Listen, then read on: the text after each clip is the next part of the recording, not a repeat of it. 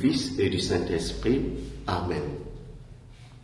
De l'Évangile de Jésus-Christ selon Saint Jean au chapitre 1, au verset 1 à 5, 9 à 14.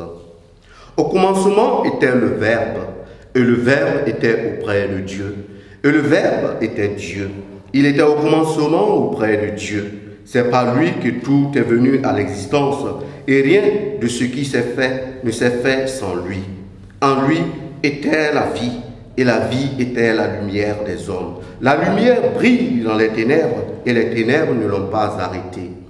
Le Verbe était la vraie lumière qui éclaire tout homme en venant dans le monde.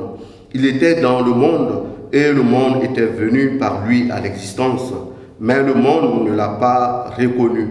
Il est venu chez lui, et les siens ne l'ont pas reçu. Mais à tous ceux qui l'ont reçu, il a donné le pouvoir de devenir enfants de Dieu, eux qui croient en son nom. Ils ne seront pas nés du sang, ni d'une volonté charnelle, ni d'une volonté d'homme. Ils sont nés de Dieu. Et le Verbe s'est fait chair. Il a habité parmi nous. Et nous avons vu sa gloire. La gloire qu'il tient de son Père comme Fils unique, plein de grâce et de vérité. Acclamons la parole de Dieu. Louange à toi, Seigneur Jésus. Aujourd'hui, 25, fête de Noël.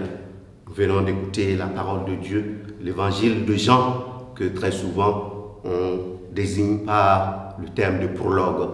Ce prologue qui est éminemment philosophique et théologique nous renseigne sur notre destinée et sur le projet de Dieu pour chacun de nous.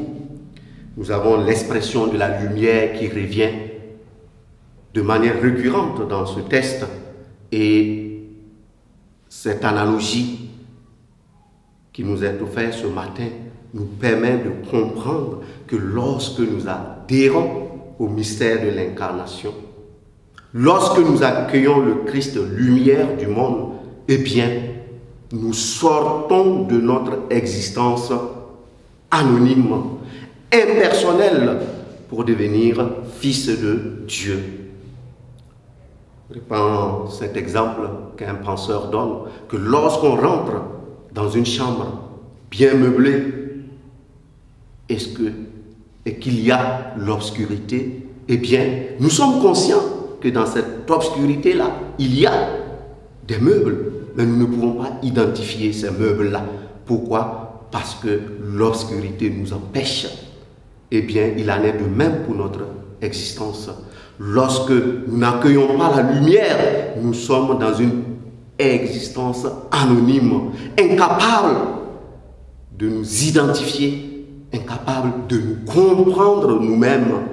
Mais lorsque nous devenons capables d'accueillir le Verbe incarné, la lumière qui nous éclaire, non seulement nous devenons capables de nous identifier et d'identifier ce qu'il y a autour de nous, mais mieux encore, nous devenons capables de regarder le monde autrement, nous devenons capables de regarder notre existence autrement. Pour-t-il dire, refuser la lumière, c'est faire le choix d'une existence impersonnelle, c'est faire le choix d'une existence anonyme. Est-ce à cela que nous voulons aller? Non. Nous voulons être capables de nous identifier. Nous voulons être capables d'identifier les autres autour de nous. Eh bien, la seule condition, pour ne pas dire la condition sine qua non, c'est de nous aider justement, de nous mettre dans cette attitude d'accueil de ce Dieu qui vient à notre rencontre. Lumière qui se matérialise dans le Christ qui nous ouvre à non seulement accueillir Dieu dans notre vie, mais nous aide à nous comprendre nous-mêmes. Parce qu'avec lui, le mystère de l'homme s'éclaircit. Avec le Christ, notre mystère s'éclaircit. Révélation de Dieu, révélation de l'humanité. Au cours de cette journée où nous célébrons Noël, au cours de cette journée où nous manifestons notre attachement au Christ qui vient se faire proche de nous, demandons au Seigneur qu'il puisse illuminer les zones d'ombre qu'il y a en chacun de nous.